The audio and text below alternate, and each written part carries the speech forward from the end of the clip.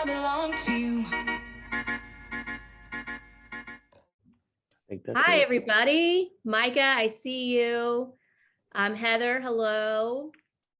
Whitney, hi. And Gina, and Samantha, I see you too. Since it is 5:35, we're going to go ahead and get started. If anybody else hops on, they can catch up, but we don't want to keep those of you who've already been waiting any longer. So I'm going to start by sharing my screen, and then as we go through, and I'll go through the process of buying a home from start to finish. So you'll see me pop up every once in a while, but as we get to a certain phase in the transaction where another person in the industry would be the best person to present you with information, we'll switch the screen over to them and let them kind of tell you about what they do in the home buying process and how they can help you accomplish your goals. So we're going to go ahead and share the screen. And I need our host to enable sharing the screen. Chad, can you enable screen sharing for me? Sure can. All right. While Chad is doing that, I'll go ahead and just tell you about our presenters. Today we have Chad. Chad Helmcamp is a mortgage lender with Because We Care, or BWC Lending. He is the owner and founder of that company. We have Alex Massa. He's an appraiser, owner and founder of Appraisals. Generally, you won't interact a lot with your appraiser, but an appraiser is an important part of the transaction, so we want him to talk about what he does. We have Rafail. He's an insurance agent. He owns a farmer's office over in Greenway Plaza. He does homeowners, flood insurance, life insurance, auto insurance. If there's an insurance product, he probably sells it. We have Travis Kep. He's a home inspector. He's someone that you'll talk to a lot during the transaction because you'll meet up with him during your inspection and then you'll probably call him with questions later, but he's very valuable. And we have Deana Mellas. She is our VP over at Doma Title Company. And she's been doing this a long time, and she's going to explain what a title company is, what a title policy is, and why they matter, because that's one of the people in the transaction that is there the whole time, but kind of no one seems to notice them. So we want to make sure that you know who she is and what she does, so that when you're working with her and her team in the future, you're not in the dark about what they're doing. Okay, I'm going to try to share my screen again. And it looks like I can. That's great. Wonderful. Okay. Let's see. All right. Can you guys see my screen? Great. Beautiful. Beautiful, right? And now I'm going to make this presentation full screen as soon as it loads. Great. Minimize this and full screen. Okay. So you've decided you want to buy a house, and now you're taking the first steps towards learning about the process. And usually the first thing you do, other than this class, is choose a realtor. You want to choose somebody that is knowledgeable about the process, has experience in areas that you might want to live, works the way that you like to work, and someone that has strong industry partners. There are, I want to say, over 500,000 realtors in Houston, Texas. So you have a lot to choose from. Not all of them are full-time, not all of them specialize in certain areas, and not all of them know what they're doing, because the requirements to become a realtor is about $1,000 in about 20 hours of your life. If you complete 20 hours of education and pay your $1,000 in fees, you are a real estate agent. So some put more effort into being good at it than others. I hope that when we're done with this session today, you'll know more about me, feel more comfortable with me, and be interested in working with me. If you are, that'd be great. If you're not, I completely understand. So just make sure you choose someone that is going to meet your needs. That's the most important thing, because it is a very, very large transaction and you want to feel well supported. Your next step is generally to get pre-approved. You can't start looking at houses until you know how much a house you can afford.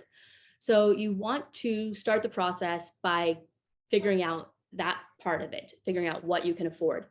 And you'll do that by checking your credit, getting in touch with a mortgage lender, and having them do a ton of research on your financial history to determine what you can and can't buy, so that you can take that information back to your realtor, and we can start pulling lists of properties that are going to work for you in the neighborhoods you want to live in that meet the budget you and your lender have determined you can spend. So with that, I'm going to stop sharing my screen, and we're going to invite Chad to tell us about his business and how he can help you accomplish your goals. There we go. All right, here we go. My turn. Let's see here. Reclaim host. Now I'll share my screen. Hello, everybody. I'm going to share my screen real quick. All right, here is my home buyer workshop. Did I share the right screen? Can y'all see that? Mm-hmm. Okay. Yeah. All right, so again, my name is Chad Helmcamp. I am a loan officer and have been for going on 20 years now. I started my brokerage about 3 years ago, BWC Lending, because we care. And basically, I've been in the mortgage business for a long time. I really, really love what I do. I'm fortunate that I met Angel, I don't know how many years ago now. We've been working together for a very long time, and we've got a great working relationship. And I think you do refer me because I do care. And so what I'm going to try to do is run through I can get a little long-winded, so I'm going to try to be fast. And then, of course, if you've got questions or concerns, you can always stop me later. When choosing a mortgage lender, there are a number of different types. You've got mortgage bankers, mortgage brokers, portfolio lenders, as well as hard money lenders. I technically fall in both the in both the mortgage banker category as well as the mortgage broker category. All a mortgage banker means is we close and fund loans in our own name, and then we turn around and sell those mortgages after we close. A mortgage broker means that we will close and fund those loans with the actual investor who's going to end up servicing your mortgage, okay?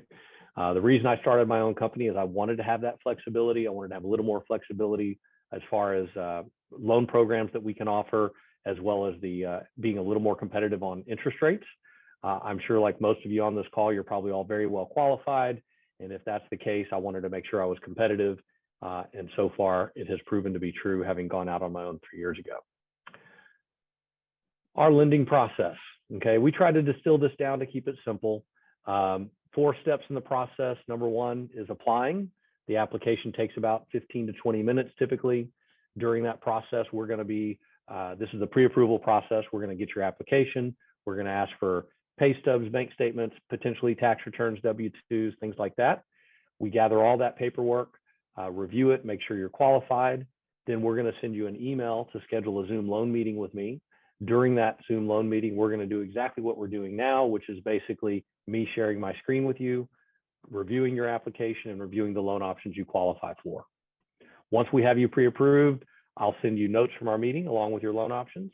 I'll send Angel notes from our meeting, letting her know exactly what your goals and objectives are, along with your pre-approval letter, letting her know that you're well qualified and ready to go find a home. She will get you under contract. Once you go under contract, that's when we enter the process, the second phase, which is our processing and underwriting phase. We're going to take all of your paperwork. We're going to submit it to the underwriter. We're going to order an appraisal from Alex. Travis, meanwhile, Angel's going to be talking to you about Travis and things like that. That's sort of going on while we're doing some of the loan process. We're going to be reaching out to Deana, opening title with her, and then we're going to be communicating with Mark to make sure that you've got homeowners insurance to insure the collateral. So all of that's going on during the processing and underwriting phase. A normal process would be 30 days. It can be done faster than that if needed. And sometimes contracts can be a little bit longer if there, maybe things in the process that take longer than anticipated, whether it be inspections or things like that. Through that process, we usually have a conditional loan approval within probably about 7 to 10 days of having started your loan application. A conditional approval simply means the underwriter has reviewed everything and made sure everything looks right for the most part, but they may have questions about large deposits. They may have questions about a pay stub, any number of things that you provide, because we do request a lot of documentation. Once we have that conditional loan approval and we satisfy those conditions, we submit back for our final approval and clear to close. We enter the clear to close phase. That's when we start communicating with Deana to finalize all your numbers for closing, okay? So this whole process, again, takes about 30 days, and there's a lot of different things all happening simultaneously. So how do you get a mortgage? So let's talk a little bit more about the pre-approval process. We call it the 4 C's, basically credit, capacity, collateral, and capital. We're going to talk about each one. Credit being the most commonly asked about item. So what is a good credit score? Well, the answer is it really depends, and depends on what type of loan program you're looking for. But on the right, you'll see we have 4 different loan types: conventional loans, which are Fannie Mae and Freddie Mac loans, FHA loans, VA loans, and jumbo loans. But generally speaking, to qualify for the best of everything, you have to have a 760 or better credit score. Every 20 points your score drops below 760, you'll have adjustments to the cost of your loan. The adjustments to those costs don't tend to get to be real dramatic until the credit score drops below 680. But again, there will be adjustments all along the way. What program is right for you really just depends. And that's why, the most common question we get asked is, what is your rate? Well, it's just too hard of a question to answer because there's too many details that go into that question, i.e. what size home are you buying? What type of home are you buying? How much are you putting down? And of course, most importantly, what is your credit score?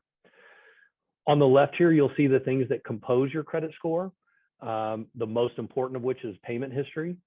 The credit, you'll see 35% of it is your payment history, to which the old adage of paying your bills on time is the most important detail. And so that's why I always tell people, no matter what you do, make sure you don't miss any payments. One late pay can drop your score by as much as 100 points, and it can take almost 3 years to fully recover. Okay. 4 C's of mortgage lending. Capacity. Capacity just simply means, what is your debt to income ratio? How much home can I truly afford based on the income that I earn? Okay. So the debt to income ratio is a percentage of your gross monthly income that goes to paying your monthly debt payments and is used by us to determine your borrowing risk. A low debt to income ratio demonstrates a good balance between debt and income. On the right, we sort of have a sample here of how we calculate it. So for somebody who makes $100,000 a year, works out to about $8,300 a month. And let's say their monthly debt obligations are credit card payments of $250, a car payment of $450, and a new house payment of $3,000. So the total of all of those debt obligations is about $3,700. And if you look at that debt to income ratio, that'd be about a 44% debt to income ratio. If you're looking at a conventional loan, 45 is really the limit we don't want to exceed. If you have really strong credit, we can get people approved all the way up to 49. And then some of the other loan programs like FHA and VA have more flexible debt to income ratio numbers to work with. If you read a book about buying a house, it'll tell you that your total debt to income ratio really should be around 38%, and that your housing debt ratio should be around 28%. So that's sort of what the books say about it, but there is flexibility and there are exceptions to every rule there. Collateral. So the collateral, this is really the home that you're buying. That is the collateral for the loan. Alex, who will talk about the appraisal process in a little bit, that's really a big part of where he comes into play. We've got to make sure that the home you're buying is good collateral for the mortgage that we're going to provide for you. I'll let Alex talk more about that in a bit. Lastly is the capital. The capital is simply your down payment. How much are you going to put down? On the left here, you'll see what the down payments are for conventional loans. You can put as little as 3 or 5% down for conventional. FHA is 3.5%. VA, you can put as little as 0 down if you're a veteran. And then lastly would be jumbo loans. Typically a 10% down payment is required. Occasionally for some type of professions, they can put as little as 5%, but 10% is usually the best thing to budget for there. The only thing that gets missed the most is, in addition to your down payment, you're always going to have closing costs, taxes, and insurance. And so on the right, you'll see that we, typically closing costs can range anywhere from, 2 to 5% of your overall loan amount. But when we go through our loan meeting, I'll go into that into a little more detail. All right, so here's a couple of examples of how we would calculate cash to close on a $500,000 purchase price, $25,000 for the down payment, closing costs of about 2%. So you're talking about total cash out of pocket of about $35,000. Okay. Loan products. So this last page here is really just to give you kind of an idea of the various different loan products we have, down payment requirements, credit score requirements, how much you can receive in seller or interested party contributions. And then on the right-hand side, you'll see the maximum loan amounts for these. I'll point out that the FHA maximum loan amount and the conventional loan amounts going up to $647,200, those are quite large. This is we've seen the largest increase from 2021 to 2022 than we've ever seen before. the conventional conforming rate loan amount went up by almost $100,000. I thought I would go ahead and put this chart in here to give you an idea of just what a great time it is to buy a house. Yes, rates have gone up in the first part of 2022. We've seen a fairly significant jump just in the first few weeks of the year, but we are still very, very, very low historically speaking. So in 2019, rates averaged about 3.94%. As of right now, we're quoting rates between 3.5 and 3.75%. So we're a little bit higher than we were in 2020 and 2011, but still very, very low historically speaking. So it's a great time to be buying a home. One more slide.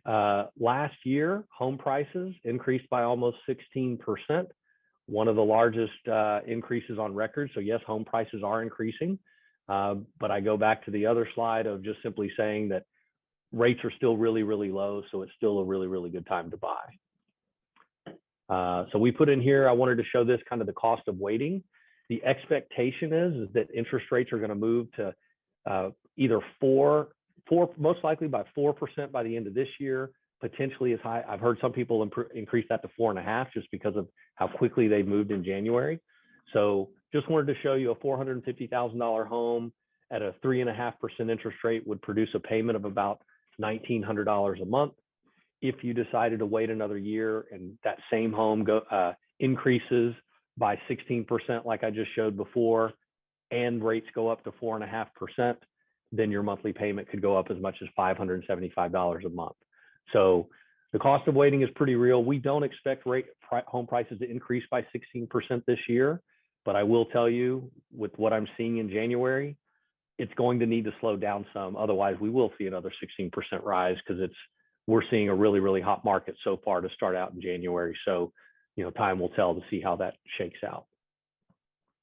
I am going to send this slide to everyone. And what I want to point out here is at the bottom of this, that it says, please click here to view in-depth loan options.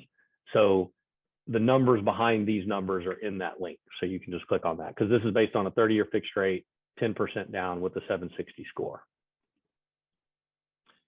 And lastly, this is my team. So this is, if you decide you want to work with us, you will likely interact with most of the people on this slide. But of course, as always, I'm always here to help in any way I can. Angel, that's it. Hopefully that wasn't too long. I think that was great. Thank you so much. All right, perfect. Let me stop sharing and make you host again. All right, so Chad's going to give me access to share my screen again, and then I will go back through. You're good to go. We'll go back to this presentation,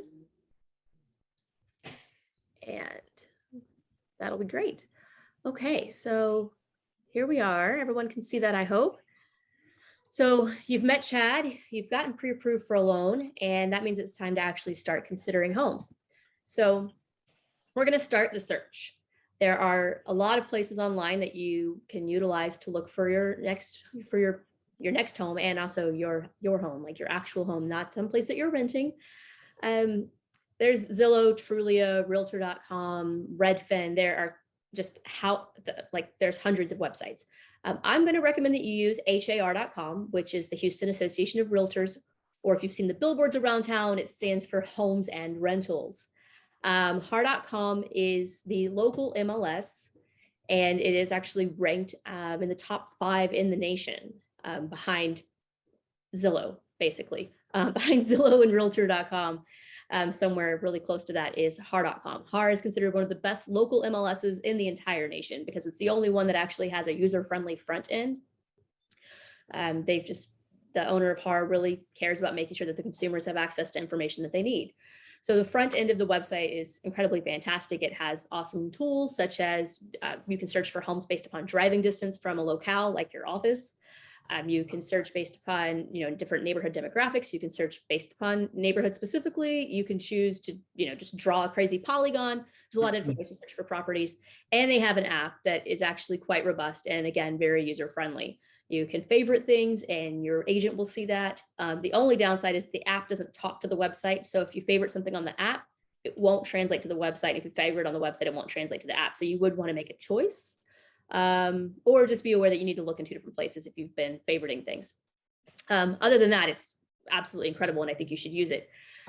So what you'll be able to find when you're looking online are photos, video, and 360 tours. 360 tours and video became more popular with the start of COVID, and some agents are still utilizing both of those tools. Some agents aren't, but you will find a lot of properties with video and 360 tours, which is great because these resources and these pieces of data will help you to determine if you really need to go see a house in person. Like no longer is it necessary for a buyer to look at 100 houses or even 20, because we now have the ability to look at so much information online. When my parents were buying houses, I remember one time the realtor came to our house, and like, I want to say it was like 1990, and they brought a black binder that had a bunch of single pages in there, and each page had one picture of the house and then all the details. And they had to flip through. I mean, this was a 3-ring binder. It was the thick kind, the one that you kept like all of your subjects in school. So it had hundreds of pages, and they would have to flip through these hundreds of pages and decide which houses they wanted to see based upon the details that were listed and the one picture. Now you get all of the details on HAR, which not a lot of people read them anymore, but you should still read them because it has good information like room dimensions, and if it has gas heating or electric heating, or a gas stove or an electric stove, things that might actually really be important to you. So you want to use that data plus the photos and video and 360 tours if available to help determine if a house is a good candidate for you to actually spend your valuable time going to see in person. So you'll take that information, we'll build out a list of properties that you want to see. We will schedule tours, we'll go look at those homes, and then you'll decide if there's any that are, good candidates for making an offer. If there are candidates to make an offer on, we'll prepare a comparative market analysis. And when I say we, I mean me.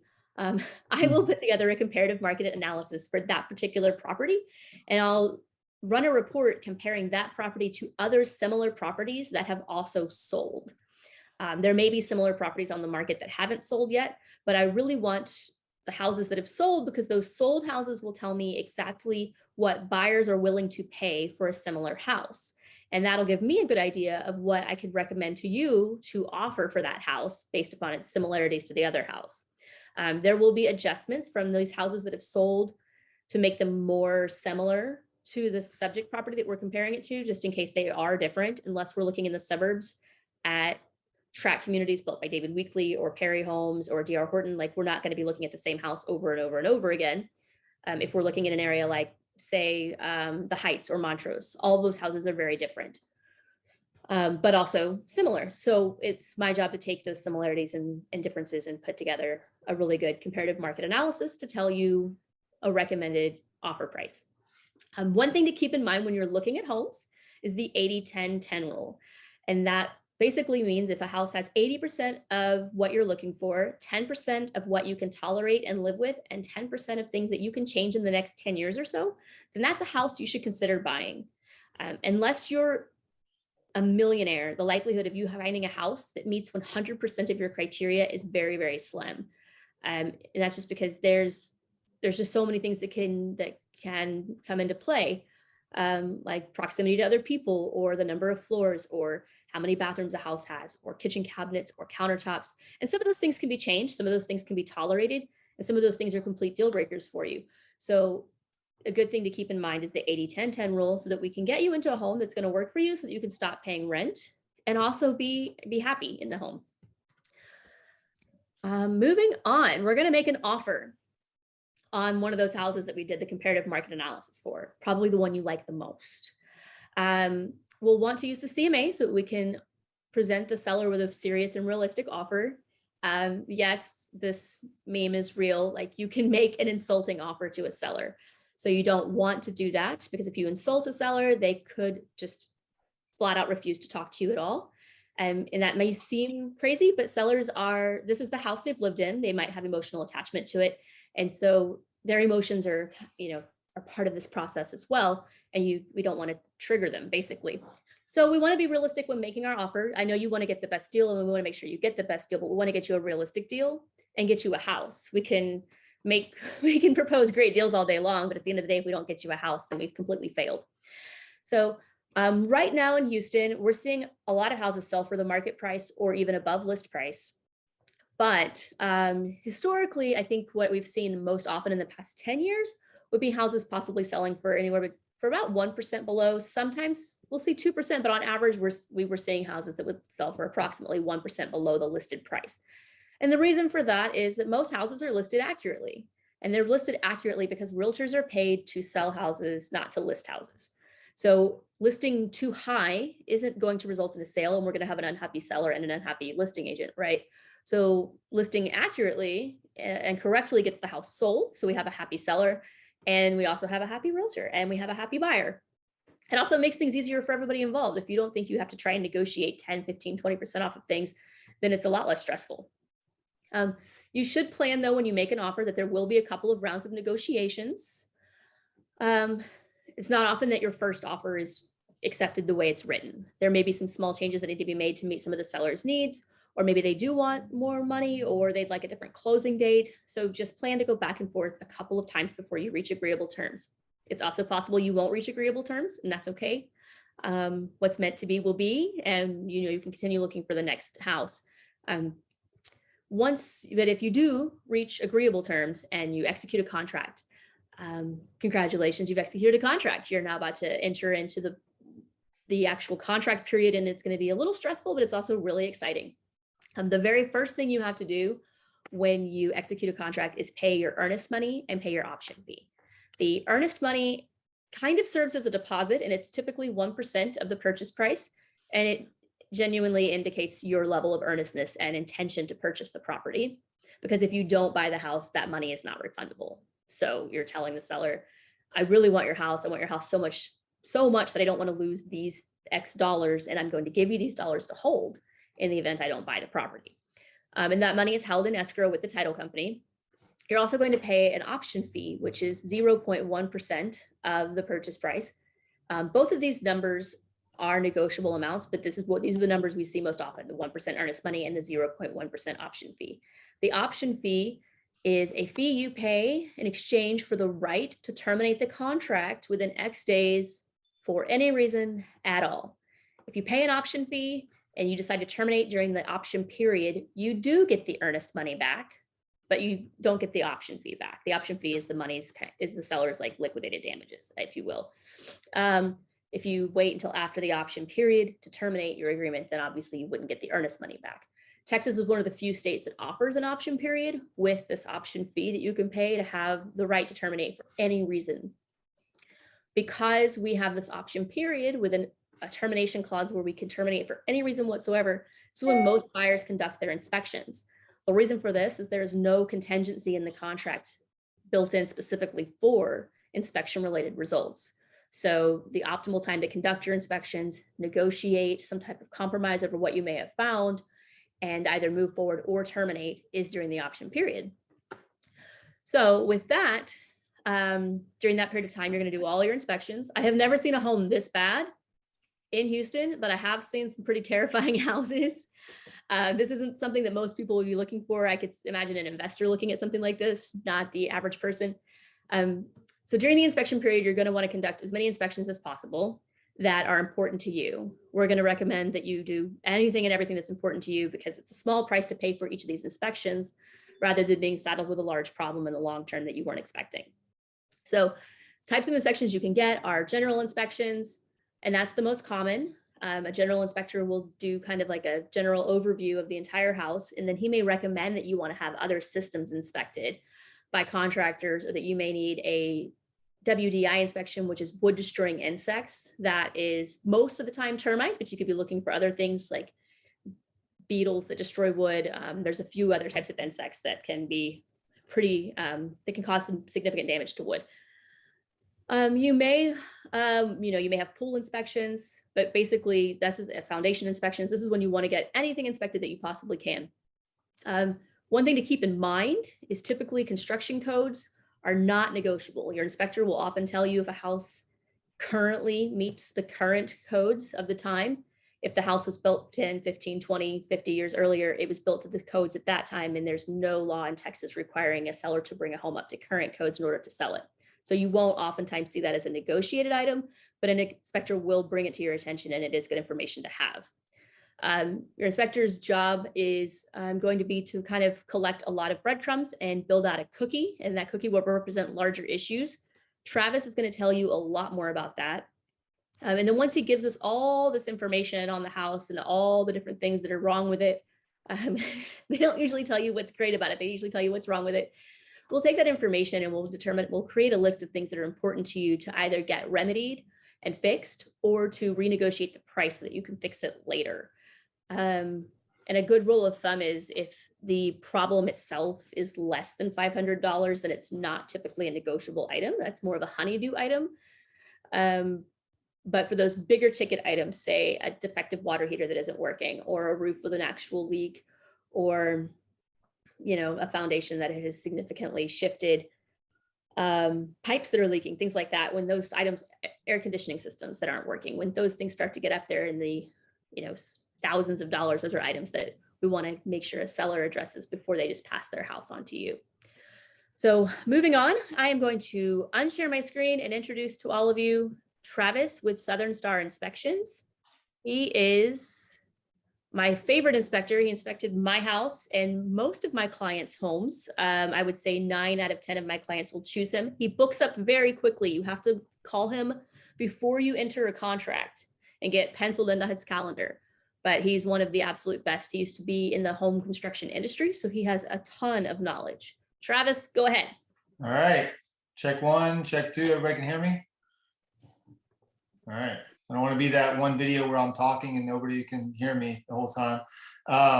So the only thing I saw in that picture that you shared just a second ago was just some paint touch-ups, Angel. Nothing much wrong with that house. Just some minor paint touch-ups. So my name is Travis Kepp. I'm the owner and the inspector, Southern Star Inspections.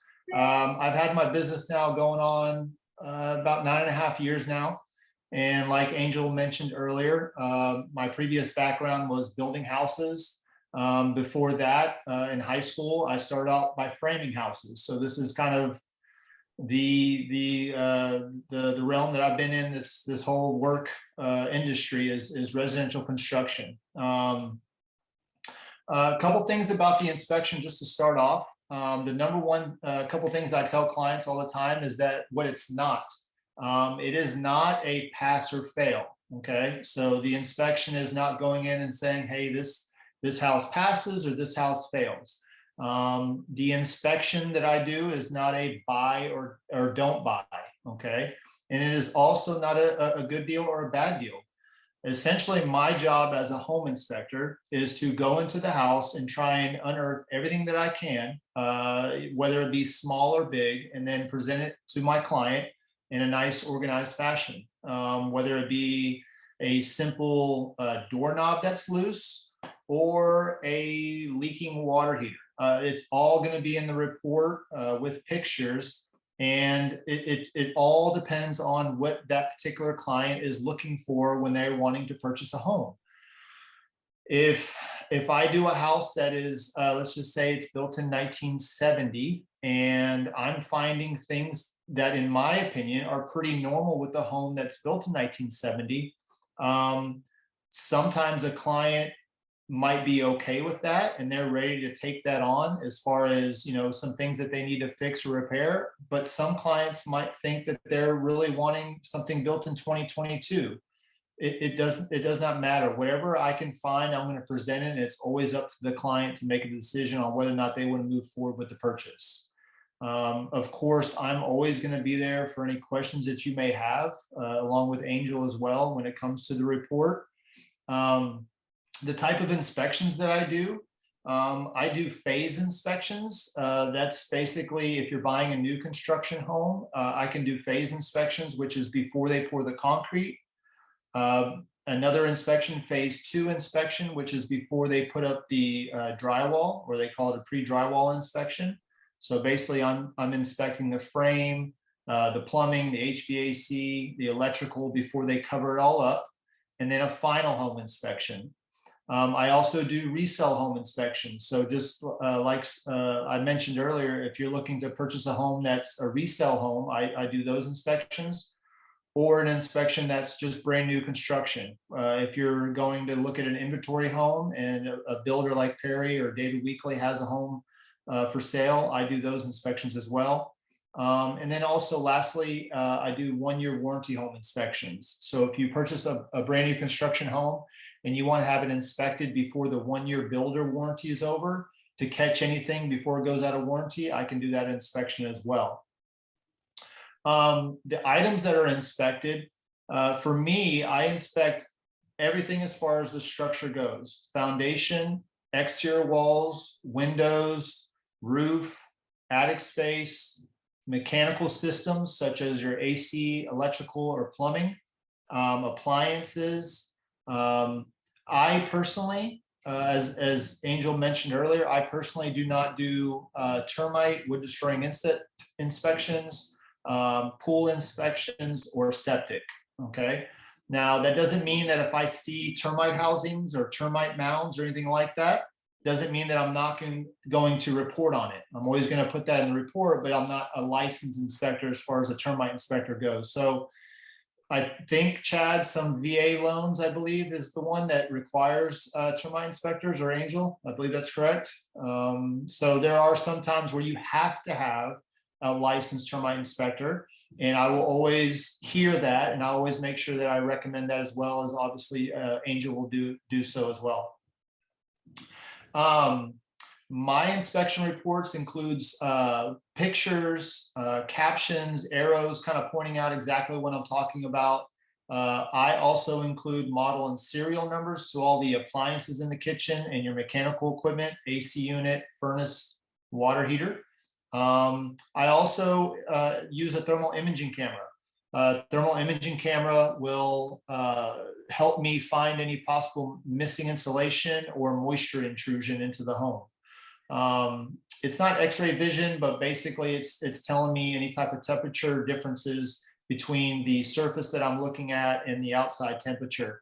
I'm going to try and do this real quick. I would like to share screen. Host, can I share screen? Sorry. Should have done this right from the beginning. Chad's going to set you up. Mr. Chad. I'm the one that's probably done the least amount of Zoom calls, so everybody forgive me for. Okay. You're on, brother. All right. Let's see if I can do this. All right. There we go. There's my lovely family, if you're seeing that. Not yet. Does anybody see this? And I will bail on this quickly if you're not seeing my screen. Are you seeing my screen? No, we do not see your screen. All right, I will bail on that. Let me see. I just basically wanted to show a sample of my home inspection report. If you wanted to, I have several sample reports on my website at Southern Star Inspections, southernstarinspections.com. I have sample reports on there that I could share with you, but I'm trying to do that here. If you email one to me that's redacted, I will make sure to distribute it out to everyone on the call. All right, I appreciate that. Sharing the link right now in the right. chat box. I apologize for that. I'm going to bail on that. So anyways, so my sample, my inspection reports include information about the home. My job is not only just to share deficiencies, but my job is to inform you about the home that you're thinking about purchasing, whether it be where the water meter is, main water shutoff valve, or a deficiency like shingles that are worn or have exposed nail heads or flashing that is not present. So a home inspection report is sometimes when I'm walking around with my clients and I'm showing them the things that I found, I feel a little bit like the Debbie Downer, right? I'm kind of pointing out all the things that are wrong or need to be fixed. But that's the job of the inspector, is to inform you about the home more than just the paint or the new appliances or the new granite countertop that possibly the builder has installed. I'm looking deeper in testing everything. I'm testing your oven, testing your AC system, your furnaces. I'm checking all of the hot and cold waters at the fixtures, making sure that there's no leaks. at the drain lines or valves, flushing the commodes, making sure that there's no leaks at those, make sure that they're tight to the floor, getting on the roof. I personally still like to get on top of the roof as long as I can physically get up there. You know, a lot of times, usually the roofs that I cannot get on are mostly going to be the 3-story or townhome style homes, 4-story homes, unless there's a rooftop terrace, then I can get up there. But the inspection report is basically a snapshot picture of the day of the inspection, of letting you know what all we have found. And like Angel had said earlier, a lot of the items, if you're looking at a resale home, a lot of the items are going to be kind of under that homeowner maintenance type of items.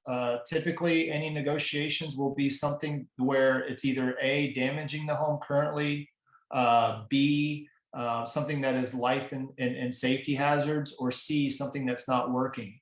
So although I might call out sealing up around a hose bib, that is going to be a deficiency, but it's not necessarily something that the seller might be required to repair or do, versus a commode that is leaking onto the floor when you test it. So there's some things there that are basically, you know, where when you're looking at some resale homes, you're going to want to just realize that there's going to be some things that might need to get yourself out there and do a little honey-do list versus some things that you can negotiate with the seller.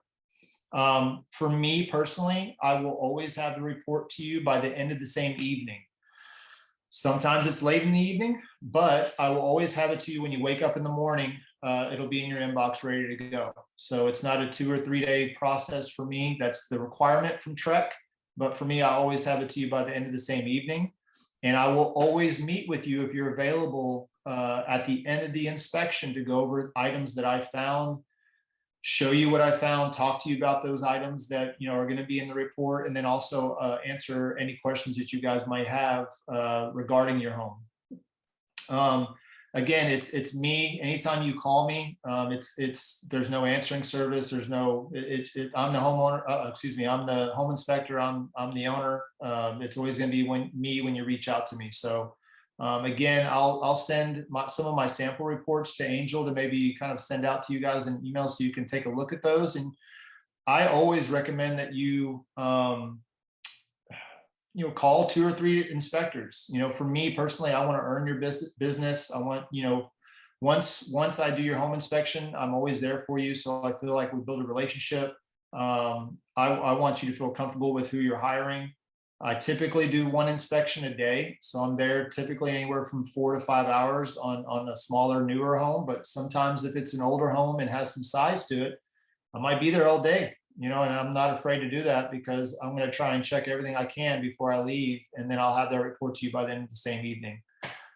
So again, I really appreciate you guys coming into the Zoom call with us. And like I said, if you have any questions leading up to purchasing a home, Angel knows this too. If you are looking at a home and you have a question about something, you know, you can take a picture of it, send it to me. Maybe I can do my best to try and let you know what I see. Even before going home and writing up a contract on it. So you can always contact me anytime. So I really appreciate putting this together, Angel. Thank you. Thank you. That was great. Well, it's me again, guys. I am going to share my screen and continue on. As soon as Chad sets me back up. Sorry, I took it away from you. Sorry. It's okay.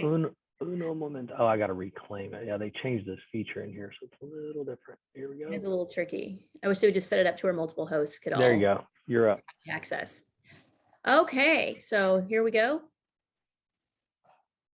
We are sharing. All right, we're going to go full screen again. We're moving on to the appraisal and the insurance process. So, you know, we made an offer, we got it accepted, we started inspections. In the meantime, Chad is in the background with his entire team doing all kinds of horrible things to you, asking for all kinds of information, from bank statements to payroll stubs to letters of explanation as to why you spent X dollars or just made this large cash deposit.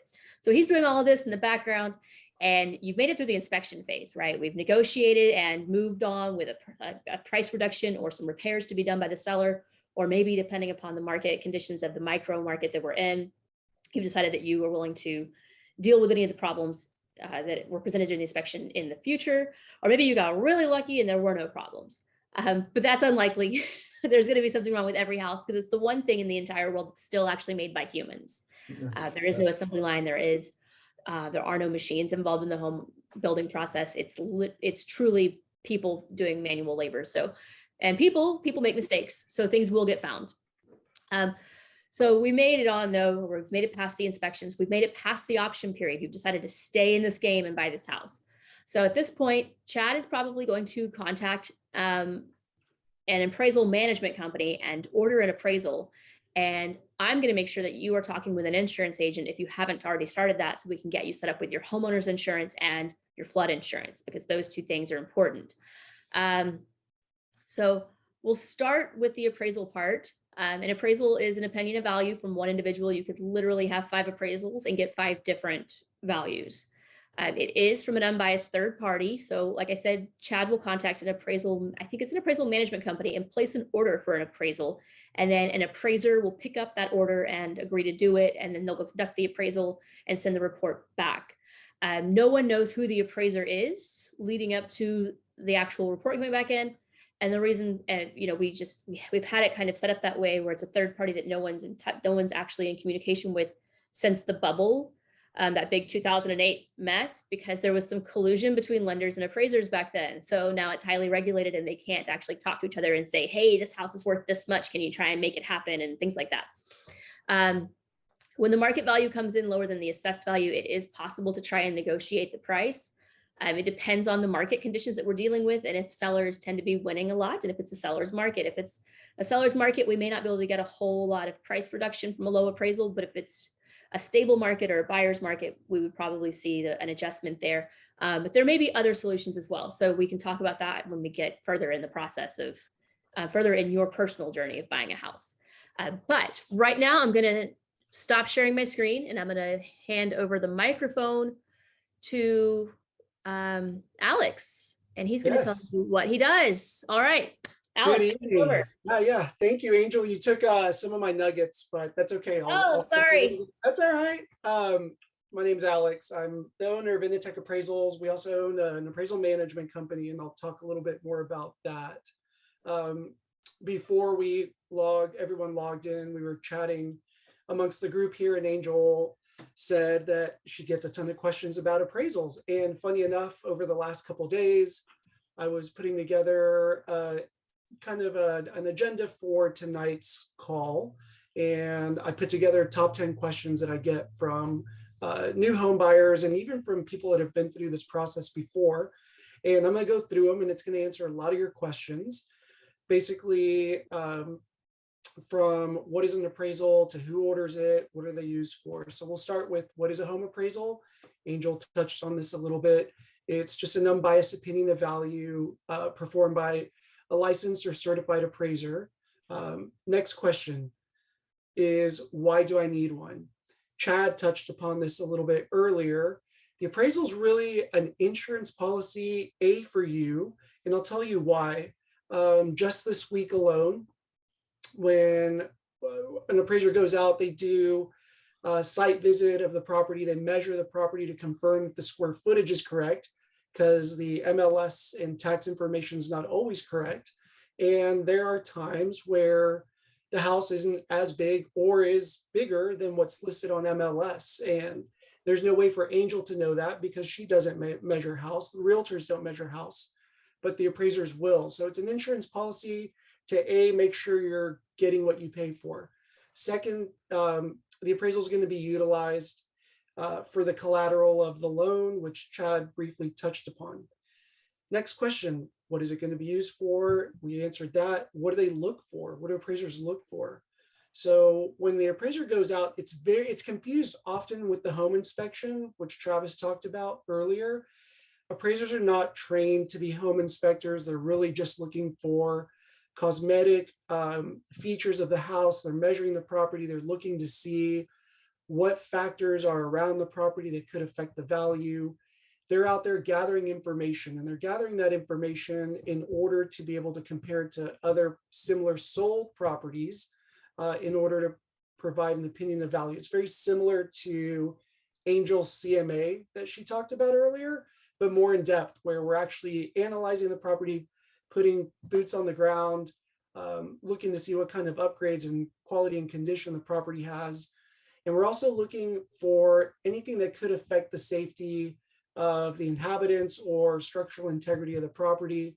And if there are issues that are beyond cosmetic, the appraiser will mention them, and the lending team underwriter will require for those items to be repaired. It's not as in-depth as an inspection. Like I said, it's more of a visual snapshot, basically like we're taking a picture of your house. So that's what appraisers are looking for. How much do they typically cost? If it's your typical inner loop property, non-jumbo, under $1 million, or in the suburbs, non-complex, you're paying around $600 for this appraisal. There could be times where that cost could be more. Rarely is it much less. It's typically more when the property is complex, or if you're needing it in a short time frame.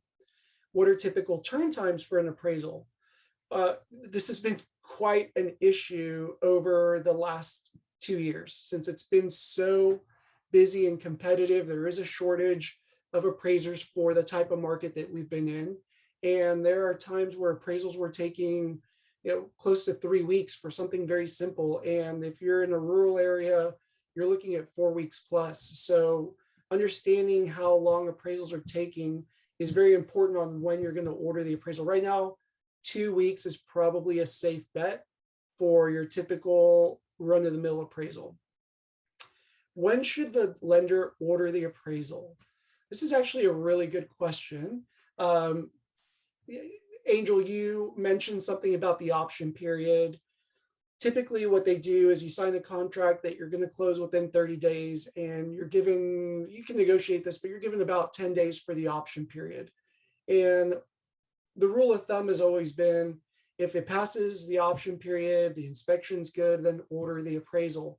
With appraisals taking so long, a lot of agents and lenders have been ordering the appraisal during the option period.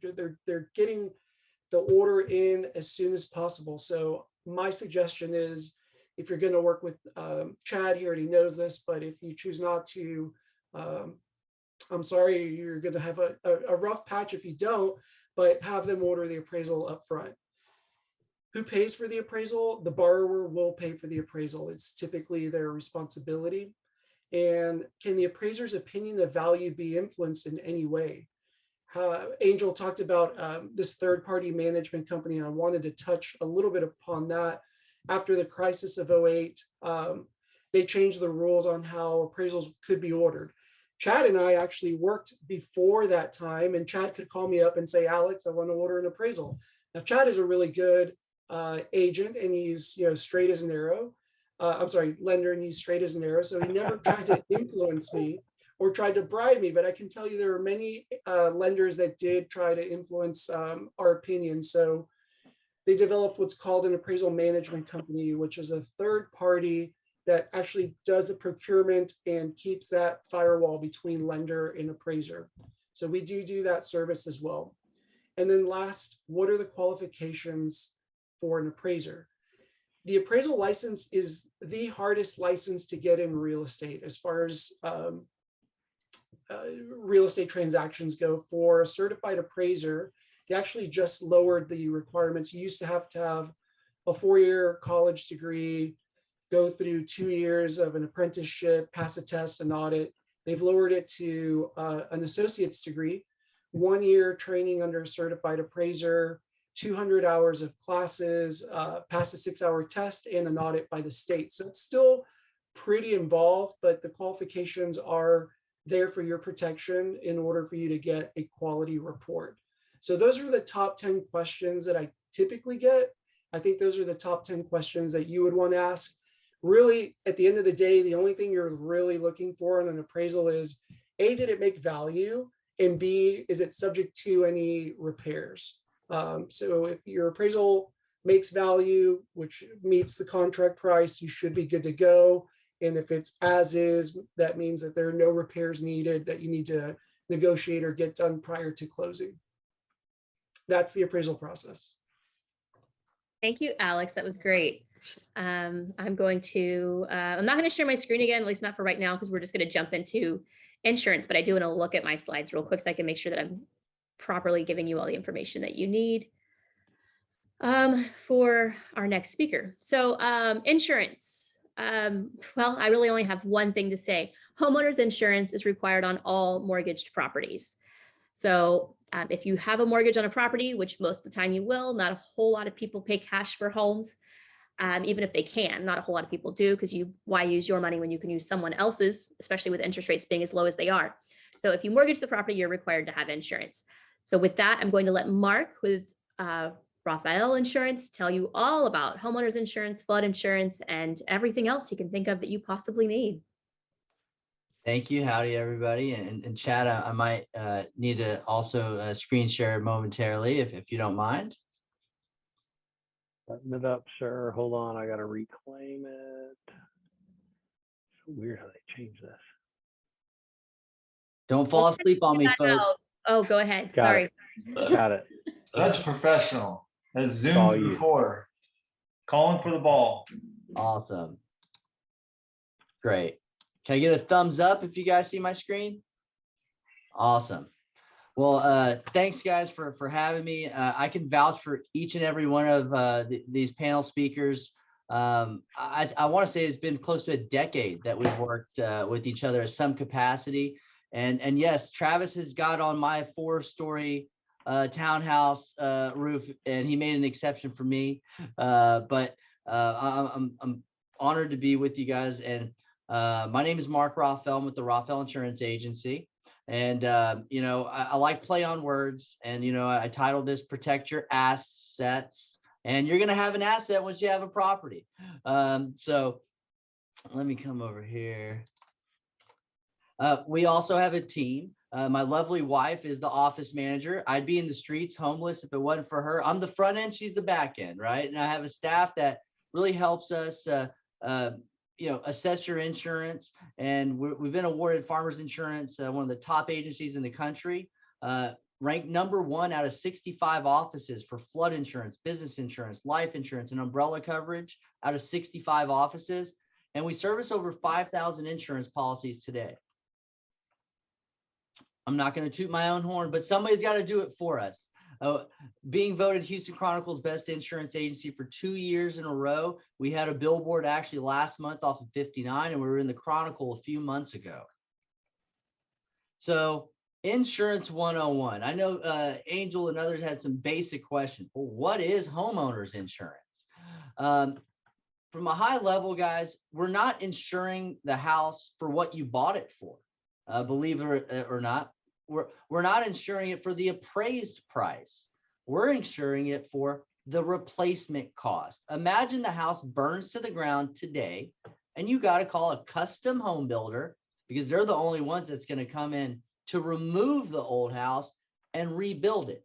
So homeowners insurance is meant to rebuild your structure and cover claims that are covered perils. What do I mean by that? Generally, it's hurricanes that hit, busted pipes, fire. It even covers liability, your personal items inside, and even the cost to rent another house. Let's imagine this, guys. During the freeze, I'm sure you ran across somebody that had a busted pipe, and that busted pipe could have taken 6 months to fix because contractors were backlogged and maybe the home wasn't livable.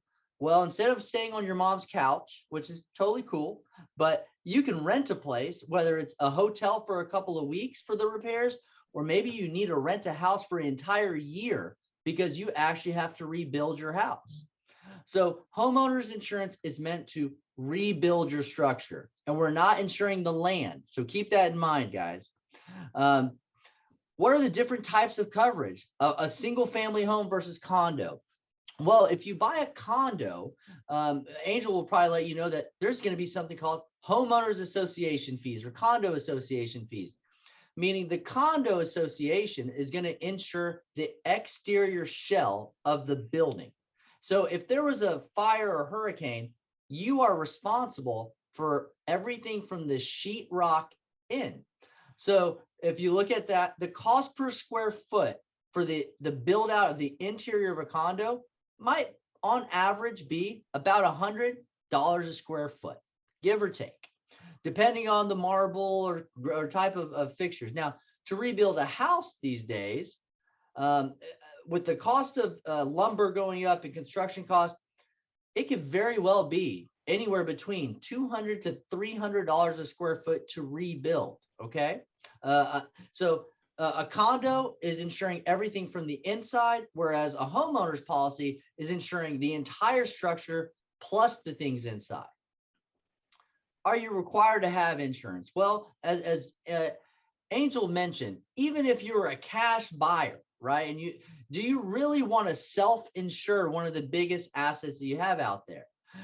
But as far as most people that take out a mortgage, not only are you required to have insurance, but we want to have the right insurance because, there are different insurance companies out there. Some have a lot of funds in the bank, some don't. Some are name brands that you recognize, some aren't. So I'm actually similar to Chad in that I'm a farmer's insurance agent. However, I'm an independent broker. I could provide you options with different carriers or companies or different options similar to some of my colleagues. But for me, I think the claims experience is really important. And brands like your Farmers, your State Farms, your Nationwides, they have a lot of funds, which means they have employees, which means when a claim happens, I'll use the Freeze as an example. The companies that you call the Geicos, the Progressive, the 1-800 numbers, and they say, hey, here's your cheap homeowners insurance. And you say, gosh, that sounds good. When a claim happens, guess what? They're hiring a third-party claims company to come out. And I'll tell you the biggest difference between employing your claims department and outsourcing it to save some money as a company to maybe lower your cost on your insurance. Well, it took months to get an adjuster out or pay claims. Whereas if you have companies that are in-house claims, they're doing it by Zoom. They got boots to the ground. So it's a matter of getting your claim paid within weeks versus months. So it's my job to explain that, hey, consumer, maybe the one company's $1,000 more because they've estimated the reconstruction more accurately than company B that said, you know what, we're going to insure you at $100 a square foot on this 3,000 square foot house in the burbs. So I'll give you an example of a 3,000 square foot house in the suburbs. You buy it for, call it $400,000. It burns to the ground. You call a custom home builder. They say, gosh, it's going to cost you probably close to $550 or $600 to rebuild it. Well, then you're thinking, well, you're overcharging me on the insurance because I'm buying it for $400,000. Well, the cost of land in the burbs is much less, right? And the reality is it's not going to be the builder that built the suburbs with the Costco buy in bulk discount. It's a custom home builder. Now let's flip the coin, guys. Let's say you buy a 2,000 square foot house in the Heights, and you're buying that for $700,000 because, hey, you're in the city, the land. So the $700,000 house you're buying might actually cost $600,000 to rebuild. So then somebody like Chad that's been in the game for a while will say, you know what, that is the cost to replace that house. Whereas somebody that's just, flipping loans might say, you better take the loan for $700,000 or the insurance for $700,000 because we're loaning you that. So we're not insuring the loan, we're insuring the structure, guys. So just keep that in mind. When are homeowners not required to have insurance? When you pay the house off. But I'll tell retired people all day, and most retired people are wise. They work so hard to get in a position where they are able to pay off their house that they don't want to be in a position when a hurricane strikes that they're having to rebuild or fix their house. So a hurricane, guys, is one of the biggest exposures we have. Houston, we're like this, a stepchild in the insurance world because we're on the Gulf Coast. We had 14 named storms, guys, in the last hurricane season, and we're below sea level. So our insurance is going to be higher than your friends that are up in Connecticut. That's just the facts. We're on the Gulf Coast. We have storms, but the cost of living here is darn good. So take the cost of insurance and buy a good house and insure it properly. So it's important to be insured because you don't want to come out of pocket. I've had people underinsured or figure out that on a homeowner's policy, guys, you get what you pay for. There's good, better, best. And I always tell clients, insure for replacement cost and have all the endorsements. Endorsements are things you add to the policy. Example, what if the leak is a hidden leak and you haven't seen it? Insurance companies don't want to cover it unless you endorse it. So endorse your homeowner's policy for water damage because that's the stuff behind the hood you tend not to see. And it's a slap in the face whenever you find out it's not covered. Now, what insurance will not cover, and usually Travis will catch this, is bad workmanship. So let's say you got a leak, a couple months later, and it's a new construction house, but we find out, you know what, that leak didn't get caused by the storm. It was caused by the roof not being installed properly. It was bad workmanship. So with these new hip builders coming in, buying townhomes, and all of a sudden you see these builders kind of coming in and going, it really is, you want to make sure that Travis looks at it and says that this house is in good shape, because if something happens after and it's not from a storm or a busted pipe, you can very well get denied a claim. Flood insurance. What is flood insurance? So homeowners insurance is going to cover if the hurricane or storm hits the house, creates an opening, and you got damage, or a busted pipe, fire, theft. But what if there is a hurricane, but it's just a bunch of water? You look outside and it's natural rising waters coming from the ground up, and it gets into your house. Well, guess what? Since we're on the Gulf Coast, it's the #1 natural disaster in the country.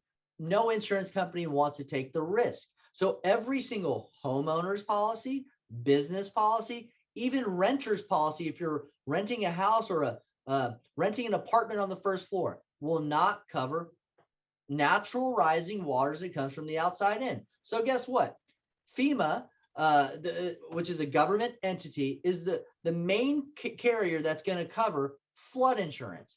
Well, when Chad's coming to give you advice, the homeowner's insurance is required for the loan, but the flood insurance is optional when you are in a quote unquote X zone. Well, I hate the terminology X. What does that mean? All that means is you're in a quote unquote low risk zone. So it's up to you as a consumer to get flood insurance. Well, I'm here to tell you guys, almost 33% of floods that occur in Houston are in a low risk zone, which basically means you look outside, especially with suburban neighborhoods being built. I-10 is 21 lanes, high rises are everywhere. You better darn bet that it's a concrete jungle and it could flood anywhere, anytime. So if you're in a low risk zone, I tend to see flood insurance range now anywhere between $500 and $1,500 a year. And that is to insure gutting your house up to $250,000 and replacing the items inside up to $100,000. So up to $350,000 in coverage for generally between the $500 to $1,500 range in a low risk zone.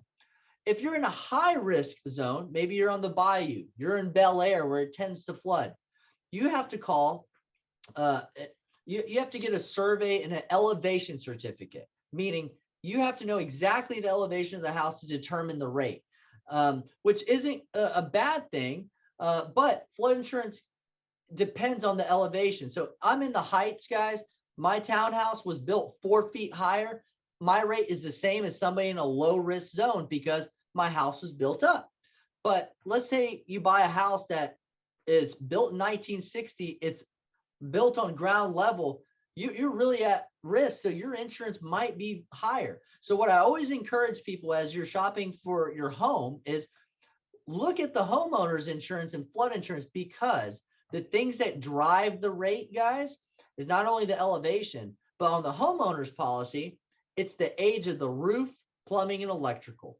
Because if you go buy this house and the roof is 20 years old, guess what? When the storm happens, your house is more likely to have a leak, and which is going to increase your insurance costs with different companies. But what Angel would probably do is say, hey, we're going to use this as a negotiation tool. Whether it's, hey, we want you to replace the roof, fix the roof, come off the price so my client could get a new roof, because the insurance is not only going to be higher, but once you get past 15 years on most homeowners carriers, they start to depreciate what they'll pay you to replace the roof if a claim happens. So as you start looking at homes, keep in mind, we always want to ask, what is the age of the roof, plumbing, and electrical updates? And something that Angel and I can do is something called a claims loss report. I can tell you if there's been a past claim on that property. And what does that mean? Well, let's say 15 years ago, 5 years ago, there was a water damage claim and client got a check for $50,000 to fix it. Well, instead of calling a mold remediation company and somebody licensed to do the repairs to make sure there's no mold, they called Uncle Joe. And Uncle Joe came in, ripped the sheetrock, fixed it. And you know what? Uncle Joe did it for $25,000, so they pocket some money, right? Well, because it wasn't fixed properly, maybe there's health hazards there, because a mold remediation certificate is really what you need after some type of water smoke damage. And if I'm the one to tell you, hey, Angel, there was a $50,000 claim paid out in 2017, you might want to find out who the contractor was and if they actually have some type of mold or water remediation certificate, because the buyer is going to want to sleep good at night, because mold is serious, guys. People could have some health hazards. So high level on flood insurance, we're all in a flood zone. FEMA is just so slow to say who's high risk, low risk. And it's the biggest exclusion on every policy. And on your homeowner's policy, I want you to know the way deductibles work. Let's say you have a $500,000 house that's the estimated cost to rebuild. 1% of $500,000 is $5,000. 2% is $10,000. So if it is a wind, hail, or hurricane, most of the time, because we're in Harris County, it's going to be a 2% deductible, $10,000. If it's not Mother Nature, fire, theft, busted pipe, it's going to be 1%. So you might be thinking, gosh, that sounds like a big number. Well, the hurricane claim that comes through, everybody on the block's getting hit. And if you've got water damage, guess what? The roof's got to be replaced. Then you got to do sheetrock, electrical. A claim that looks like, gosh, that wasn't so much, ends up being $75,000. Then you got to rent a hotel and all. They'll cut you a check minus the deductible. Now, if it's a total loss fire, guys, I want you to understand, we'll insure the house for $500,000. The insurance company is going to default and give you 50% of that number, $250,000 for your personal items. So that's $750,000. They're going to default most of the time and give you 20%, $100,000 to rent a house for up to a year. So this little old policy could end up paying upwards of $850,000. That's when you want your insurance. I'm in it for the big stuff. So if you have a claim, I always say call your agent, because if it's a leak and it can be fixed for $2,000 and you call and make a claim, guess what? A zero payout claim stays on your record. And even though you're like, why should that haunt me? Insurance companies will actually use that as data. If you keep making zero payout claims, eventually the big one will happen and it could affect your future rates. So before you make a claim, call your agent, get an estimate. And if it's above the deductible, then make a claim. Bad insurance ruins lives. Good insurance can save your life. And I want to talk about liability real quick. So scumbag lawyers, nothing against them. There's good ones, but start driving around 610, guys. Every other billboard is an attorney. Why? Because as soon as you look down at your phone and you text message, or you hit sweet old grandma or little Timmy on a bike, I use little Timmy as an example. A lawyer is going to sue you for, gosh, it could be $1 million, couple $1 million. Well, now you have a house, you have assets, and I want you to know how your liability can protect your asset. An umbrella policy. You can have $1 million in liability above your insurance. You could have 100 million, but I'm a firm believer. If you have $1 million in coverage, it covers your tail for the big stuff. And you know what? Bad things happen to good people. I mean, you look down at your phone for 2 seconds, you hit a bike rider, God forbid somebody passes away, and you find out, oh my gosh, my auto policy stops at $30,000 and I thought I had full coverage. Well, now the liability shifts to you. And guess what? A good lawyer will try to go after anything they can. Your rental properties, your assets. And if you don't have anything, they can ruin your credit and then you can never buy anything again. So friendly recommendation, guys, make sure you have a personal umbrella policy to protect your assets. They're generally low cost, guys. $30 to $60 a month is what I tend to see it. And let me ask you this, what's easier to pay? $30 or $60 a month or getting sued for $1 million, right? And then if you don't have flood insurance, FEMA is not going to come in with a cape and say, hey, we're going to help you out. They're going to say, we're going to give you a loan. Now you're paying a loan on $250,000 plus your mortgage. You're paying 2 mortgages. And then I'm a firm believer, if you're going to take on a debt, make sure you have the right coverage with life insurance to pay off the house, health insurance that if you get stuck in a medical situation, you're not foregoing your assets and not defaulting on anything. And then the last thing is we want to be your partner. So here's my contact information, guys. If I could ever be of assistance, please don't hesitate to contact me. And thank you guys so much. I'll pass it back. I'll pass the mic back to you, Angel. Thanks, Mark. Hi, everybody. That was great. Thank you so much. You gave us a ton of information. He always does. Mark knows anything and everything about insurance. So if you ever have a question about that, just call him. Let's see. I think I'm going to share my screen with you again. I'm pretty sure that I am. So we're going to go ahead and do that and get my browser open and go full screen on this. And we're moving on. So you've managed to get through, you've set up your insurance, you've purchased your homeowners, you've purchased your flood insurance, you've made it through the appraisal process. Most likely the appraisal has come back as matching the value of the contract and as is without any required repairs. And so we're moving forward. If it does come in low, we'll cross that bridge when we come to it. If it comes back with a list of required repairs, we'll discuss that. It's not a real common occurrence. I've seen it happen once on a VA loan, and what we had to do was paint some sections of the house. So it wasn't a really terrifying thing that cost a lot of money. So we're moving forward in the transaction. We're getting closer and closer and closer to closing.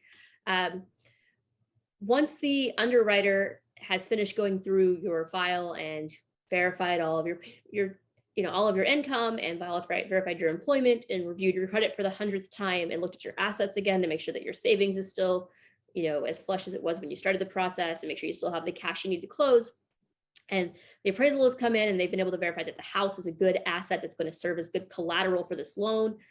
And your insurance paperwork comes back through, and they take your mortgage numbers and your insurance numbers and your homeowners association numbers. They add them all up and they make sure that this total payment is going to work out financially and not affect your DTI. Then you're going to be issued clear to close status, or CTC. That usually comes really, really close towards closing. Like it's oftentimes 3 to 4 days before closing. It can be sooner, but it's kind of usually right around there. It's just because all these moving pieces finally come together at what feels like the last minute, but it's not. It's just taken a lot of different people and a lot of different actions to get where we're at. And around the same time as this clear to close status is given to you, we're also going to be given a closing disclosure form, and that is sent out 3 days before closing, and it needs to be acknowledged by you. The form may or may not have the most accurate numbers that you need, because that form is constantly changing as data changes based upon interest rates, the purchase price of the home that may have changed a couple of times during the transaction, and then even possibly what you're putting down. Just different things are going to affect the numbers on that form, how much your insurance costs, if you changed insurance providers in the process, things like that. So those numbers are going to be changing. So they may not be completely accurate. That's okay. You're still going to acknowledge that you've received the form so that we can start a 3-day clock that allows you to actually close in 3 days. And there's federal laws in place that prohibit receiving that form and closing any earlier than 3 days. So if you want to close on time and you get that form 3 days before closing, you kind of have to acknowledge it. Otherwise, you're going to be pushing your closing back. And then by the time you get to the closing table, you will get an accurate copy of that form that it spells out every single penny that you're spending on the house now and over the course of your loan. You'll also get loan documents at the closing table and a variety of other things. I am now going to let Deana with Doma Title tell you what an escrow officer is, what a title company is, what a title policy is, and how she is not just with you on closing day, but she's actually there making things happen the entire 30-day period of your contract. So I'm going to stop sharing my screen and I'm going to hand it over to Deana. Hi, everyone. Thank you, Angel. So I thought it would be a good idea to start by explaining what a title company actually is. So when I started working here more than 10 years ago, I really thought the title company is where you go to sign the closing papers. So, and that's true, but there's actually a lot more going on behind the scenes. And I feel like most people kind of think that's what's going on at the title company. So there are two major parts to the title company. First, the title company is an insurance company. So they're ensuring the validity of the transaction. So they ensure that the seller has the right to sell the property, which is very important, especially if you're the buyer. And they're ensuring that the property is free of liens and judgments and anything that you would not want attached to the property when you purchase it. Also very important. So the title insurance premium is a one-time fee that happens during closing. This kind of insurance actually works backwards. So when you get a homeowner's policy or a car insurance policy, you're insured against things that could happen in the future, right? So title insurance is actually going to insure everything that's happened before the closing, everything in the past up until the closing date. So, but in general, the title company's main function is to protect your home ownership. So when you close, you know that that home is actually yours. So the title policy is good forever and ever and ever, as long as you own the home. If you happen to sell the property, the new buyer will get a new policy. So, okay, the second thing that the title company is responsible for is to carry out the transaction, however it was agreed upon in the contract. So we're a neutral party. We do not represent the buyer or the seller or you know, a friend that sent it to us or anything like that. So we're focused on the property, and then we also handle the money that's involved in the transaction. So now I thought I'd cover maybe a little bit of the contract to close process at title. So once you've completed the contract and all parties have signed it, that's when you're going to send the contract to the title company. And that'll probably be the first time that we become involved in the transaction. So at that time, you'll also deposit the earnest and option money with the title company. So the earnest money, as Angel mentioned, is basically a deposit showing good faith to the seller that you intend to purchase their property. So there are several methods of payment to deposit, such as we'll take a personal check, a wire, a cashier's check. Actually, at Doma, we have an app that allows you to take a picture of the earnest money to make a deposit. It's just like your banking app if you use one of those. This is the safest and most secure way to deposit the earnest money, much more secure than handing a check from person to person until it makes it to us. So it's free to you, and a wire costs money. So we have a lot of people that use that. It comes in handy if you're out of state, if you're out of the country. Actually, the first time we used the app in my office, the buyer was out of the country. And so they wrote out their check, they filled in some information. We need a few things to help us match the check to the property. So I think you can put in the property address, your name, and probably your agent's name. And then you take a picture of the check. So you'll get an instant notification that the money has been deposited, and so will we, and we'll receipt your contract. So once your money is deposited, congratulations, you're in escrow and you're about to become a homeowner. So we immediately start working on your transaction. Our title examiners are like detectives. They're searching all of the property records for anything they can find that's filed against the seller or the property. So we search both. So once we've completed the search, the title company issues what's called a title commitment. So the title commitment is a promise to insure the transaction. And it does have several schedules on it. It's kind of difficult to read. It reads kind of like a legal document, but really something to remember on the title commitment is Schedule C, which is our clear to close. And Schedule C is something that the title company must clear before closing. So let's say you're the seller and you have a mortgage. The mortgage will show up on Schedule C, and that will alert the title company to order a payoff that we will pay at closing. So we work with the seller to clear all of the items on that schedule before closing. So once the commitment's been delivered, we start working our way through the contract. So we'll order any required homeowners association documents if there's an HOA. One of the things the title company ensures is that the seller is up to date with their homeowners association dues and fees. I've actually personally called an HOA, and they had foreclosed on the property, so they didn't know why the seller was trying to sell that property. We got in touch with their attorney, and we were actually able to move forward, but it happens. So that's why we're checking those things for you. So we also make sure the survey has been received by the seller, or if they do not have an existing survey, we order it according to the contract. The title company will most likely only send you one document during the closing process with some basic information that we need. So we'll ask if you're married, for your lender information, your homeowner's insurance, and if there's a home warranty as part of the contract, we'll also ask for the home warranty company and the plan you would like to purchase. So it's actually pretty simple for the buyer. Most of our communication is back and forth with the seller, so you have it easy, but you're spending more time with the lender, I'm sure. The last thing that the title company will do before closing is work with the lender to finalize the closing documents. Once that portion is complete and the lender has a clear to close, they'll send us your documents, and then it's time to schedule your closing. So there's several ways that you can close. You can come into our office. You can close curbside. We'll go down to the parking lot. I guess, probably coming into the office is the most popular way, the most popular choice. We have a beautiful office. We would love for you to come in. So if you're out of town, out of state, out of the country, we can make alternate arrangements based on your closing. So there are a few things that you need to bring with you to close. First of all, bring your spouse.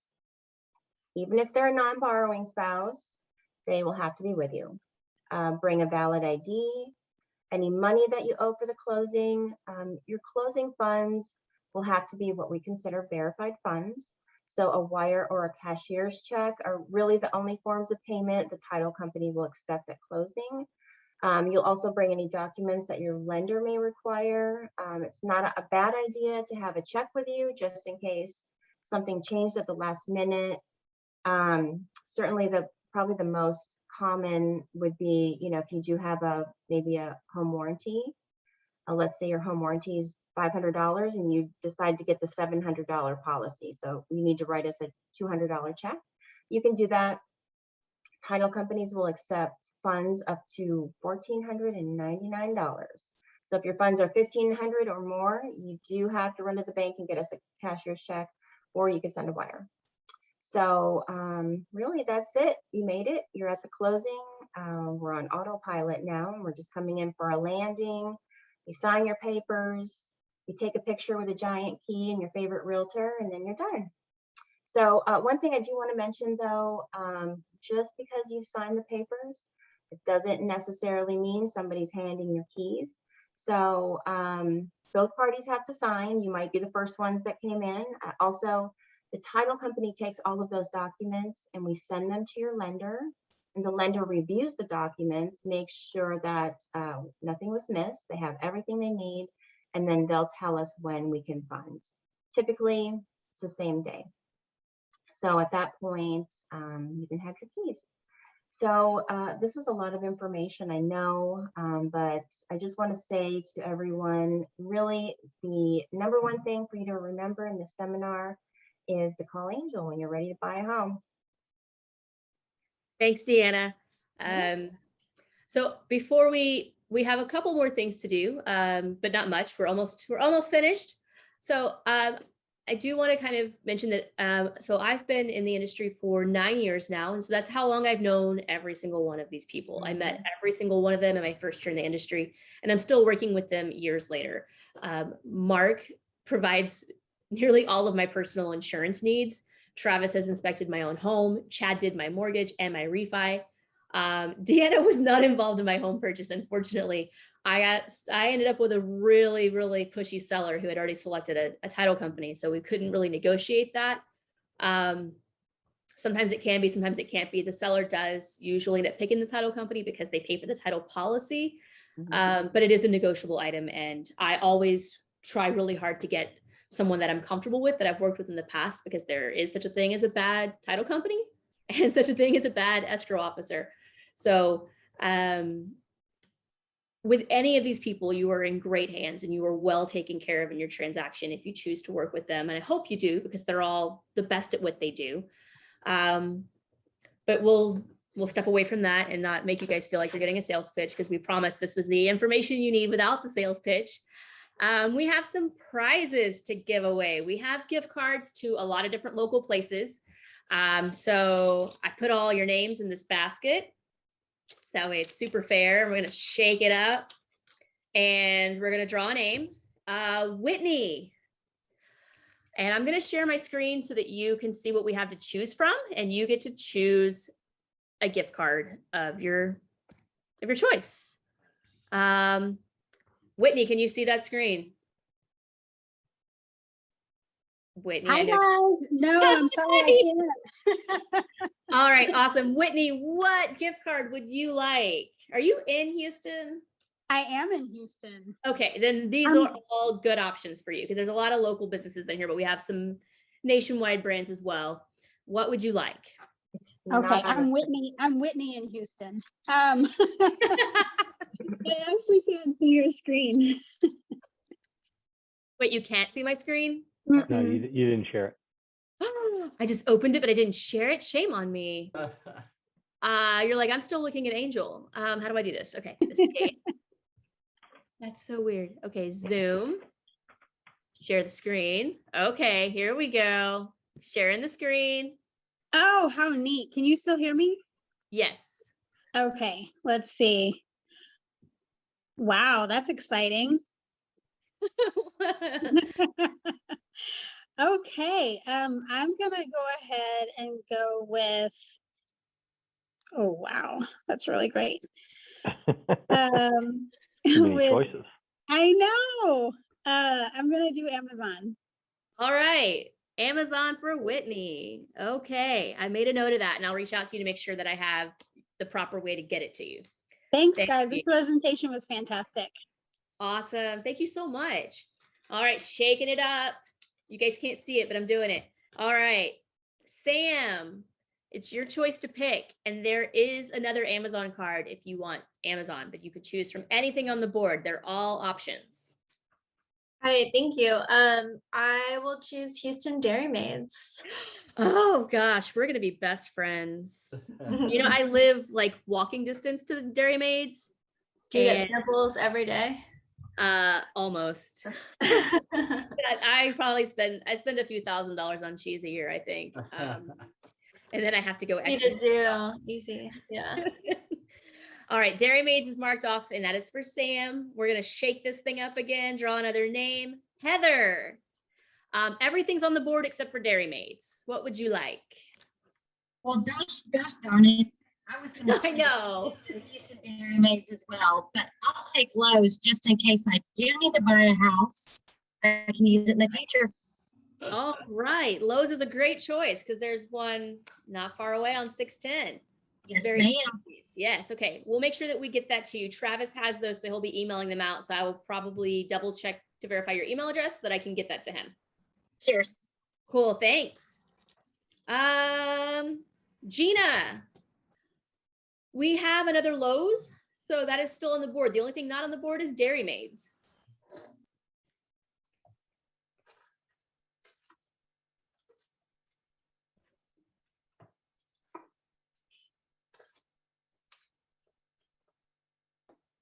Gina, you're muted if you're speaking.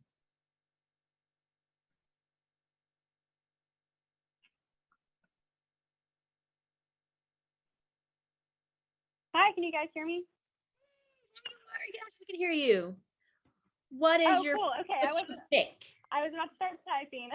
Well, first I wanted to say thank you guys so much. Today has been an awesome presentation, but I will take Truth Barbecue. I've been looking for an excuse to check that place out, so this will be perfect.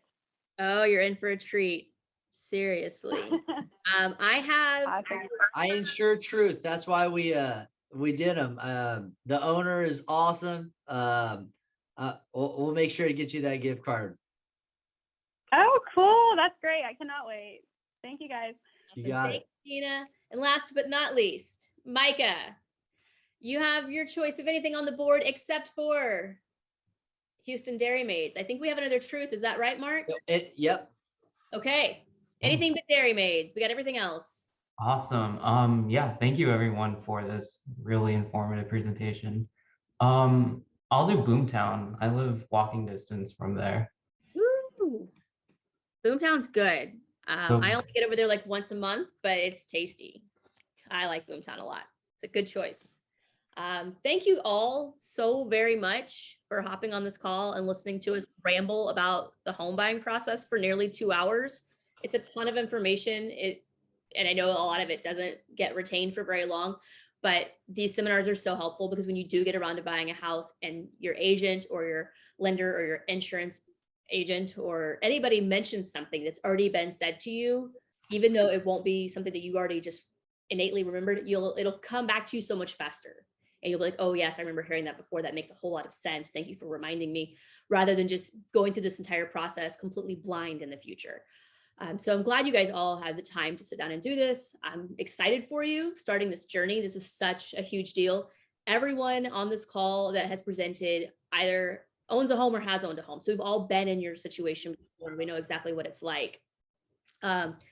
And we lost Travis for a second, but he's back. So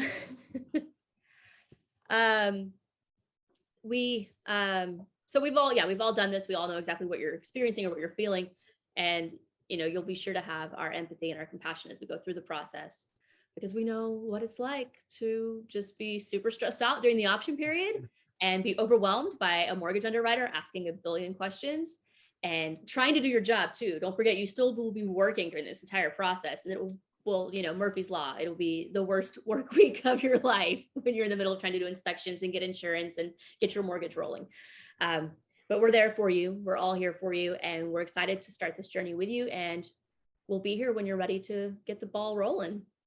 If you have any questions, now is the time to unmute yourself and ask questions while you can talk to these people right here, right now.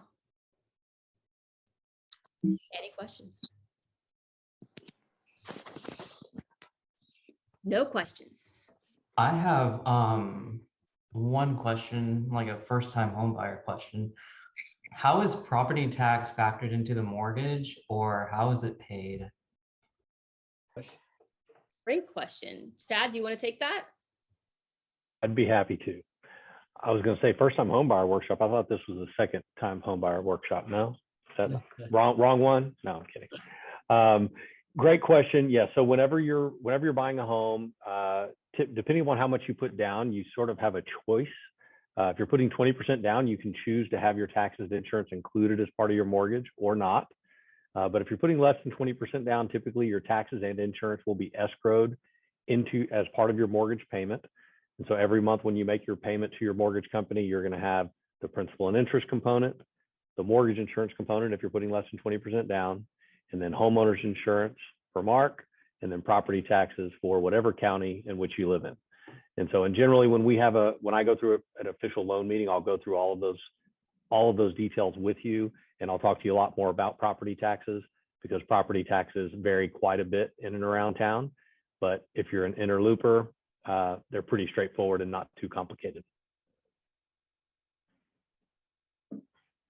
Is there a rule of thumb, Chad? Like, a certain percentage that you kind of tend to see? For property taxes? Yeah. Interloop is usually around between 2.3. I think that's Travis. Travis is doing that, I think. Oh dear. So anyway, so interloop, it tends to be between 2.3 and 2.7% for the most part. But as you move around town, they can move really high as like, I've seen as high as like 3.8% down in Manville, Texas. Those are really, really expensive taxes, and they can really impact your overall monthly payment. But most of Harris County is usually going to be in kind of the low to mid twos.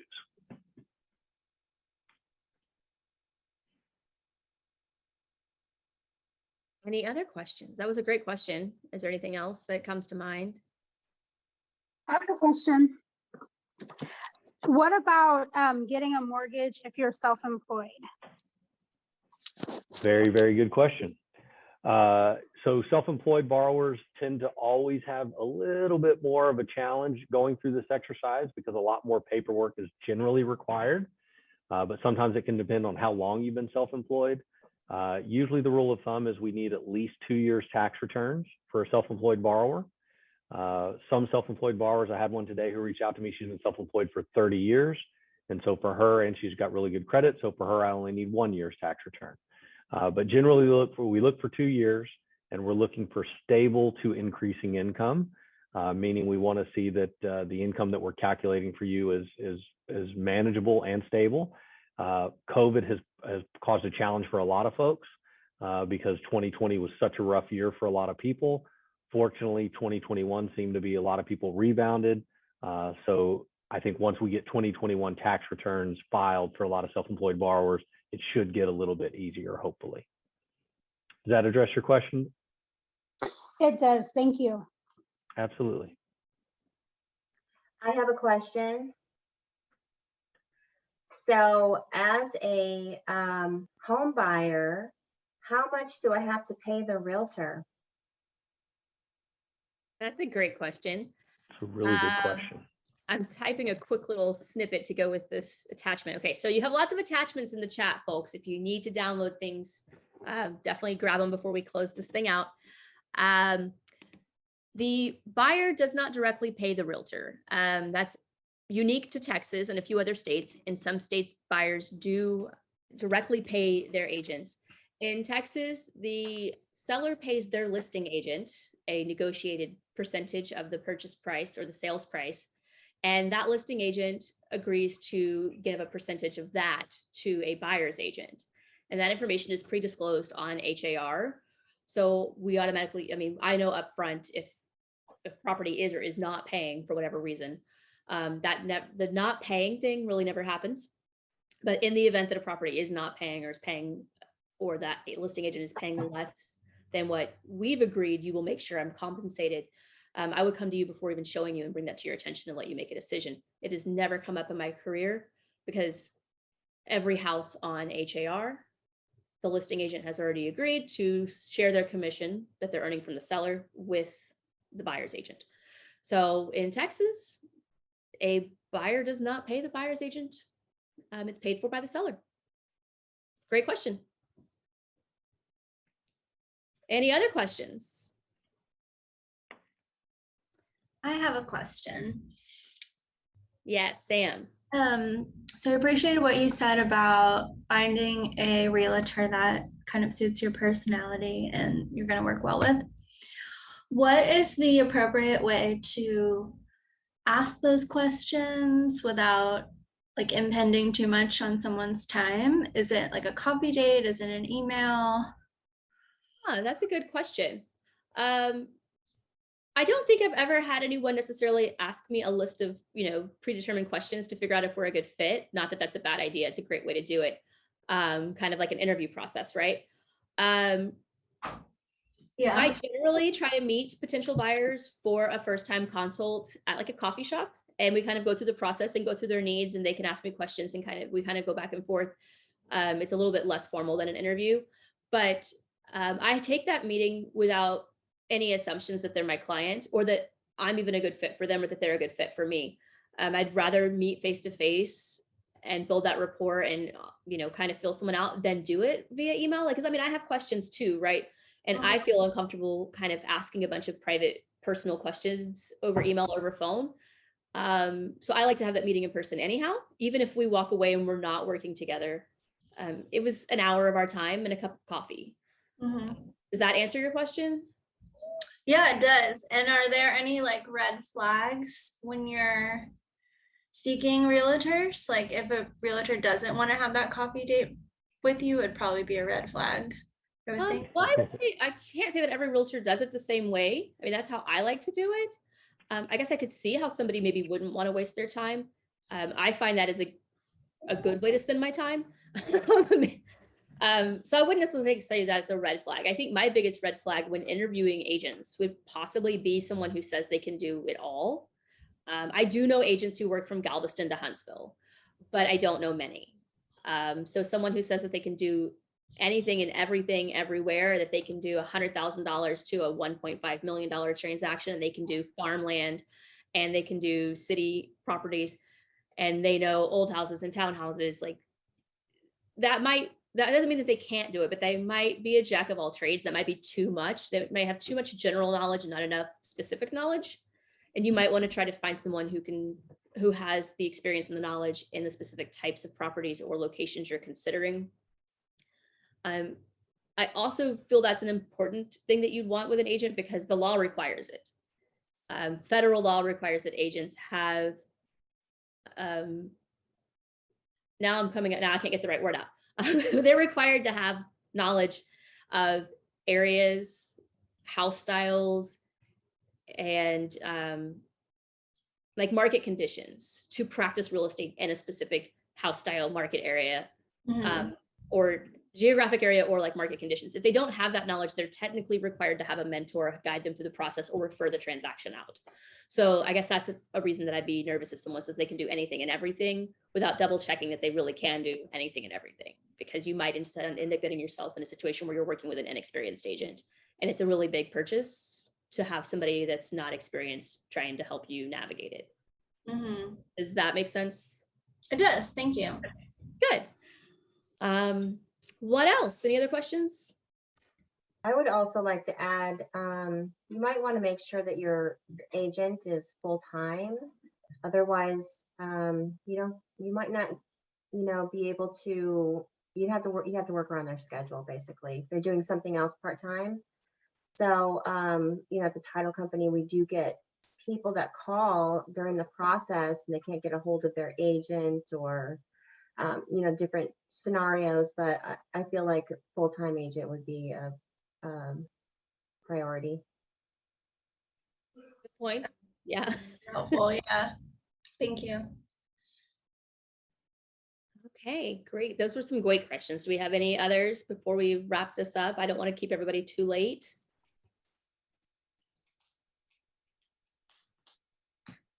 I feel like I presented all my questions early on via email to everybody. I was like, hey, make sure you cover these things. So if there are no other questions, we'll let you go. I'll make a point to reach out to everybody and make sure that you have all the contact information you need for everyone that was on the call tonight so that you can reach out to them when you're ready. I'll make sure to contact all of you as well to ensure that I have the right contact information to get your gift cards to you, whether we're texting them, emailing them, or mailing them over. And, if you misplace anything that we've sent you, just feel free to reach out to any one of us and we'll get you what you need as fast as we can. Awesome. Thanks so much.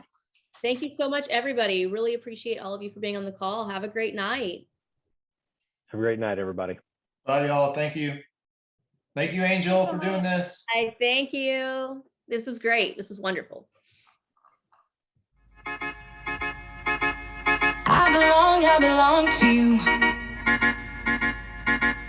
I belong to you.